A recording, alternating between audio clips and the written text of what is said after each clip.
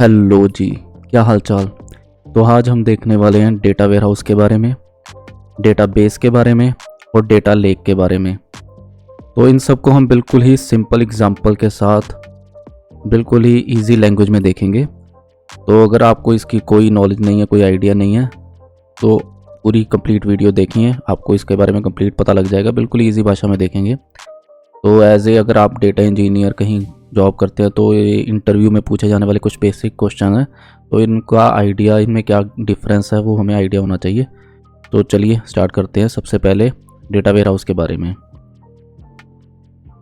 तो data warehouse जो है वो हम एक सिंपल एग्जांपल के साथ स्टार्ट करते हैं। देखो, नाम से आपको पता लग ही रहा है, जो तीनों हैं ये डेटा सेव करने के काम आते हैं।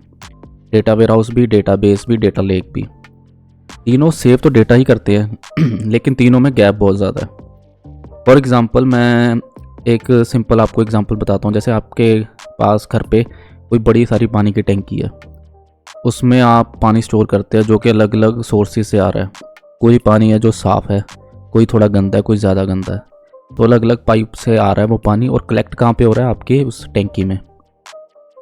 तो ऐसे ही हमारा डेटा वेयरहाउस है जो कलेक्ट कर रहा है डेटा। लेकिन अब आपके पास एक ऑप्शन है, जहाँ तो आप ऑलरेडी जो पानी आ रहा है उसको एज इज आने दो और स्टोर कर लो अपना उसमें, या फिर आप ऐसा कर सकते हो कि उसको पहले क्लीन कर लो प्रॉपर, फिर उसको सेव करो। तो डेटा वेयरहाउस ऐसे काम करता है, जैसे जो डेटा आ रहा है उसको पहले क्लीन करेगा, ऑर्गेनाइज करेगा, फिर उसको सेव करेगा। तो इसमें क्या होता है, सबसे पहले जो डेटा आ रहा है, अलग अलग सोर्सेज हो सकते हैं, जैसे किसी एक्सेल से आ रहा है, किसी ऐप से आ रहा है, कहीं से भी आ रहा है, अलग अलग सोर्सेज से डेटा आ रहा है। तो उसको पहले वो क्लीन करेंगे, फिर उसके बाद सेव करेंगे। तो ये एक जायंट आपका, जैसे स्टोर रूम होता है ना जिसमें सब कुछ पड़ा है, ऐसे एक जायंट आपका ये वेयर हाउस है जिसमें सारा डेटा पड़ा है क्लीन ऑर्गेनाइज्ड फॉर्म में। ठीक है, इसके आगे हम देखते हैं इसकी कुछ फीचर्स देखते हैं पहले इसके। जैसे देखो, इसमें जैसे लिखा हुआ है सेंट्रलाइज स्टोरेज, वो तो हमें समझ आ ही गया। इसमें अलग अलग सोर्सेज से डेटा आ रहा है, वो सारा एक ही स्टोरेज में रखा हुआ है। उसके अलावा सबसे इंपॉर्टेंट पॉइंट है जो इसका, हिस्टोरिकल डेटा। यहाँ पे हाईलाइट करा है मैंने, historical data not for daily transactions. इसका क्या मतलब है? देखो, इसका काम क्या है? इसका काम ये नहीं है जो आपके डे टू डे ट्रांजैक्शन है, जैसे बैंकिंग है, आपने कोई ट्रांजैक्शन करी, कोई आपने पेमेंट करी, वो एक ट्रांजैक्शन होगी। डेली की हज़ारों लाखों ट्रांजैक्शंस हो रही हैं, वो सेव हो रही हैं, वो डेटाबेस में होती है, वो आगे देखेंगे। ये वो नहीं है, ये है हिस्टोरिक डेटा के लिए। जैसे सपोज बैंक या फिर कोई कंपनी है, पिछले 3-4 साल का डेटा है उनका, बहुत ह्यूज डेटा है।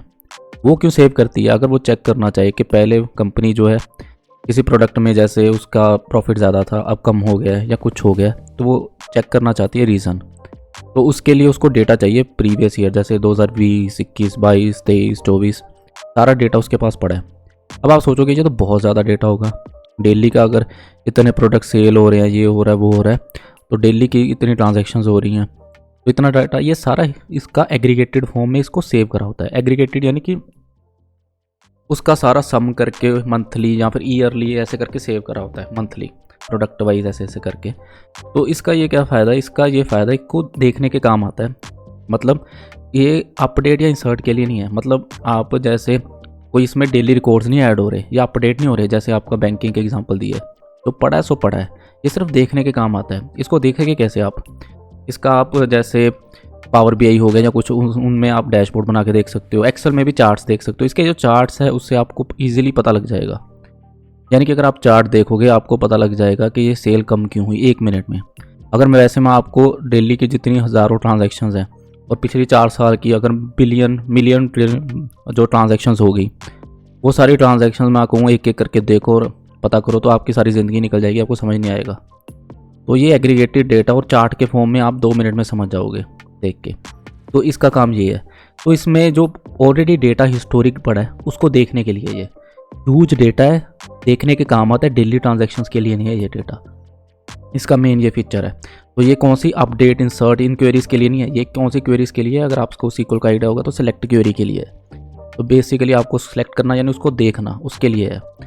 तो इसलिए इसको बेसिकली एक ही टेबल में ज़्यादा डेटा, इसको नॉर्मलाइज भी नहीं करते।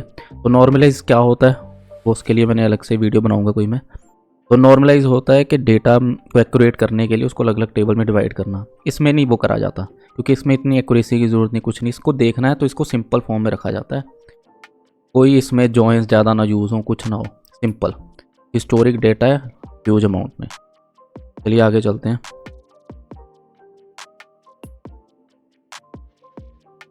एग्जाम्पल जैसे मैं वैसे दे ही चुका हूँ कि जैसे सपोज कोई कंपनी है, वो अपने 5 साल का डेटा है उसका सेल्स का वो देखना चाहती है। सेल डेली बहुत होती है, 5 साल का एग्रीगेटेड फॉर्म में पड़ा है उसका वेयर हाउस में, उसकी वो रिपोर्ट्स बना सकती है, चार्ट बना सकती है और उसको ईजिली देख सकती है। तो ये किसके काम आता है? देखने के काम आता है, इन फॉर्म ऑफ चार्ट्स और पावर बीआई में विजुअलाइजेशन एटसेट्रा, ऐसे इसके डैशबोर्ड्स बनते हैं, उसके काम आता है। तो ये कोई डेली ट्रांजैक्शंस के लिए नहीं है, इसमें अपडेट इंसर्ट वगैरह के लिए नहीं है, ये सिर्फ सिलेक्ट करने के लिए है।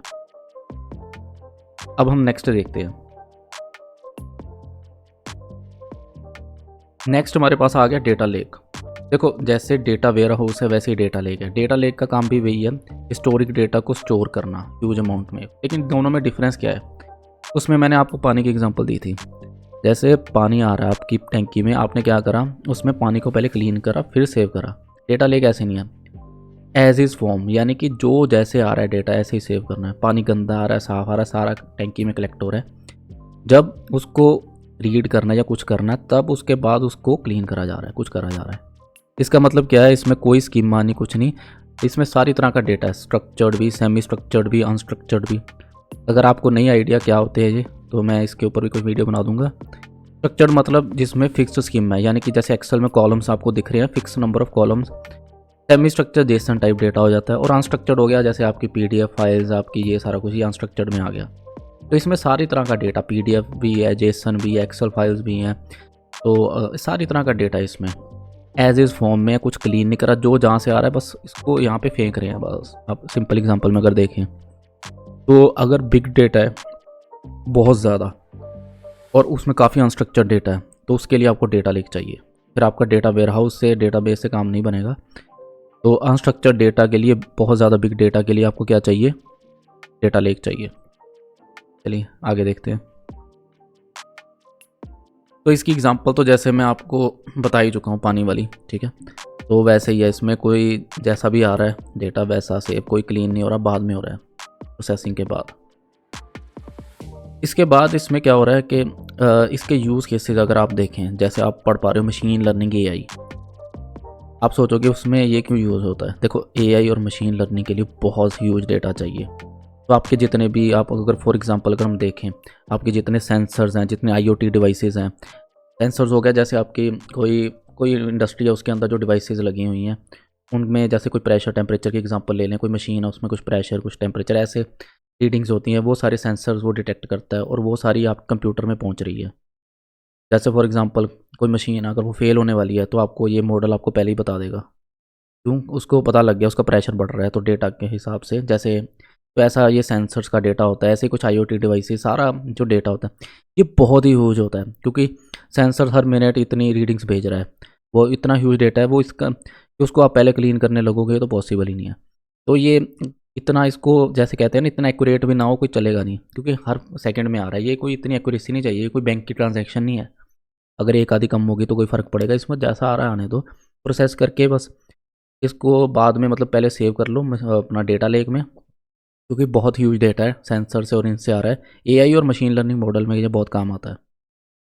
जैसे आपकी सोशल मीडिया फीड्स, आपकी फेसबुक इंस्टाग्राम जितनी भी है, उसमें आपकी फीड बहुत ही ह्यूज डेटा, डेली लोग पोस्टें डाल रहे हैं, रील्स बना रहे हैं, डेटा डेली बहुत आ रहा है। तो ये सारा इतना इंपॉर्टेंट नहीं है, अभी इतना एक्यूरेट होना चाहिए, कोई बैंक नहीं है। तो इसमें इसमें डेटा लेक में बस यही है एक नुकसान, कि इतना एक्यूरेसी या इतनी डुप्लीकेसी ये इतना ध्यान नहीं रखे जाते, क्योंकि ये एज इज़ फॉर्म में आके सेव हो रहा है। डुप्लीकेट भी हो सकता है ये सारा कुछ, डिलीट भी हो सकता है ये सारा कुछ हो सकता है, इसको एज इज सेव किया जा रहा है।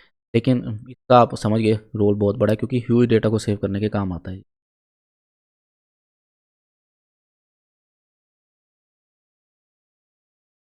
तो नेक्स्ट हमारा आ गया रिलेशनल डेटाबेस।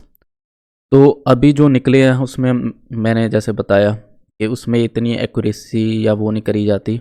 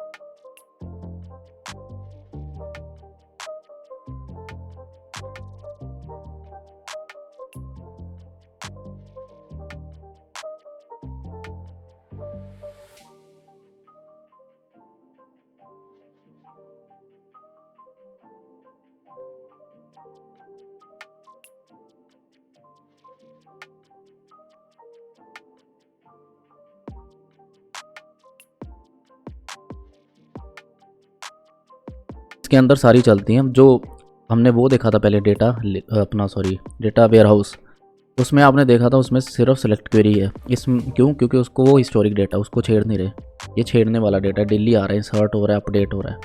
ठीक है,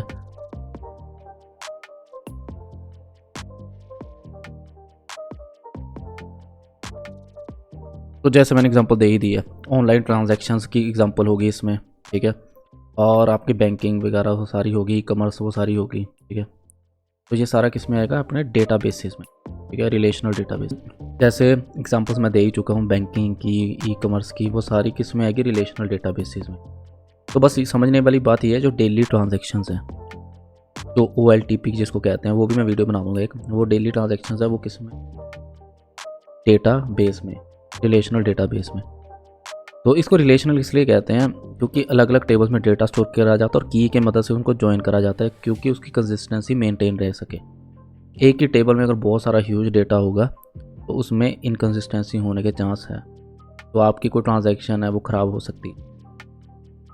अपडेट करना उसको मुश्किल है, और डेली की इसमें हज़ारों अपडेशन इंसर्शन हो रही है, तो अपडेशन में मुश्किल है, टाइम लेगा। तो सिस्टम टाइम लेगा, 2-3 ट्रांजैक्शन है वो ओवरलैप करके कुछ होगी तो आपका क्या काम। तो इसलिए उसको टेबल को डिवाइड करा जाता है, जिससे अपडेशन बहुत ईजी हो जाती है, और जिससे क्या होता है, डेटा आपका कंसिस्टेंट रहता है। तो ये कैसे करा जाता है, इसके ऊपर भी मैं वीडियो बनाऊंगा। OLTP क्या है, OLAP क्या है, और कैसे डेटा को डिवाइड करा जाता है नॉर्मलाइज करके अलग अलग टेबल्स में, इससे कंसिस्टेंसी मेंटेन कर सकें। और प्रॉपर्टीज़ जैसे कि मैंने बताया, एसिड प्रॉपर्टीज़ को कैसे मेंटेन किया जा सके, एटॉमिसिटी क्या है, ये आप चेक कर सकते हो मेरे चैनल पे आने वाली वीडियोज़ में। और अगर आप यहाँ तक आ ही गए हो, आपको वीडियो अच्छी लगी है, तो प्लीज़ इसे लाइक करो, क्योंकि अभी मैंने स्टार्ट करा है इसको, और अगर ये बढ़िया रहा तो इसको ही एज ए करियर मैं परस्यू करने वाला हूँ। तो आपका एक छोटा सा हेल्प, जैसे लाइक, शेयर, कमेंट, बहुत हेल्प कर सकता है। एक छोटी सी आपकी हेल्प से बहुत बड़ा बेनिफिट मिल सकता है मुझे। तो थैंक यू सो मच।